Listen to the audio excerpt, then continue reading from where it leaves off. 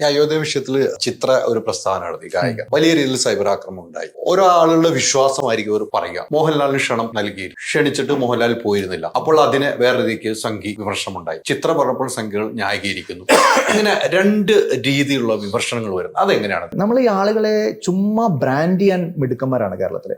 എന്തെങ്കിലും ഒരു നേരിയ വിയോജിപ്പ് അവരുടെ ഏതെങ്കിലും ഒരു അഭിപ്രായത്തോടോ ഉണ്ടെങ്കിൽ പോലും ഉടനെ അവരുടെ കംപ്ലീറ്റ് ഭൂതകാലത്തെ മറന്നുകൊണ്ട് അവരൊരു പ്രത്യേക കള്ളിയിലേക്ക് അടയ്ക്കുക, എന്നിട്ട് നേരെ വളരെ നിലവാരമില്ലാത്ത രീതിയിൽ അറ്റാക്ക് ചെയ്യുക. അതൊക്കെ ഒരു പരിഷ്കൃത സമൂഹത്തിന് ചേർന്നതേ അല്ല. ചിത്രയുടെ അഭിപ്രായത്തോട് യോജിപ്പുള്ള ആളുകളുണ്ടാവും, വിയോജിപ്പുള്ള ആളുകളുണ്ടാവും. പക്ഷെ മലയാളികൾ എത്രയോ കൂടുതൽ ഇഷ്ടപ്പെടുന്ന ഒരു കലാകാരിയാണ് അവര്. അപ്പൊ അവർക്കൊക്കെ നേരെയുള്ള സൈബർ അറ്റാക്ക് യഥാർത്ഥത്തിൽ സംഘപരിവാറിന് ഗുണം ചെയ്യാണ്. നമ്മുടെയൊക്കെ ആശങ്ക അതുകൊണ്ടാണ്. അവർ ഒരു അഭിപ്രായം പറഞ്ഞതിലെ കാഴ്ചപ്പാടുകളോട് വിയോജിപ്പ് ഉണ്ടെങ്കിൽ പോലും ഈ നിലയിലുള്ള സൈബർ അറ്റാക്കിന് അവരെ വിധേയരാക്കുന്നത് യഥാർത്ഥത്തിൽ സംഘപരിവാറിന് വലിയ രീതിയിൽ ഗുണം ചെയ്യുകയാണ്.